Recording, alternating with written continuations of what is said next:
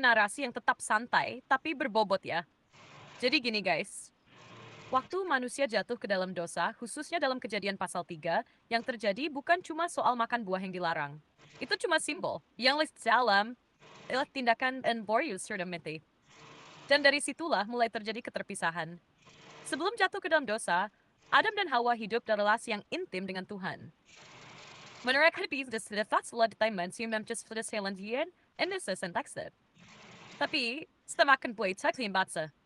Mercedes, takut, malu. Itu andaitas yuyu gerak. Kami yang cleansing hangat dan ternyata sekarang jadi rusak. Nah, disinilah kita mulai memahami makna dari mati yang dimaksud Tuhan.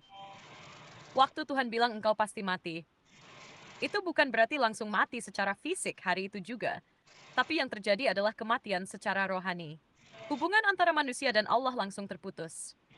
Itu sebabnya manusia diusir dari taman. Bukan sekadar hukuman fisik, tapi simbol dari keterpisahan rohani. Dan ini bukan cuma soal Adam dan Hawa aja.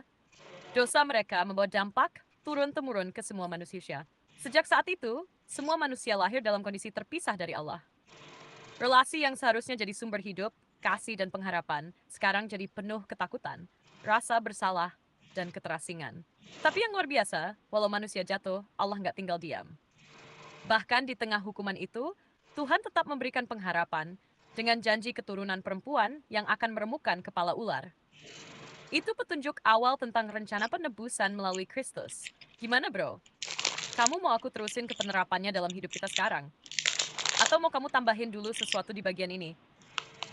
Terus, bagaimana pandangan Timur Dekat kuno soal keterpisahan relasi manusia dengan penciptanya? Wah, pertanyaan keren nih, Sak.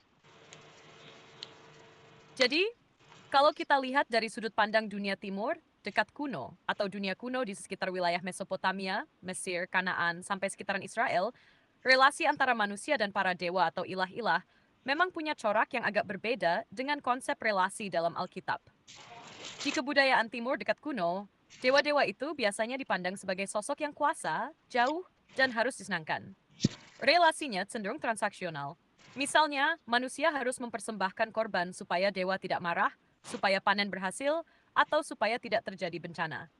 Kalau manusia gagal menyenangkan dewa, maka dewa bisa murka dan mendatangkan hukuman atau kekacauan.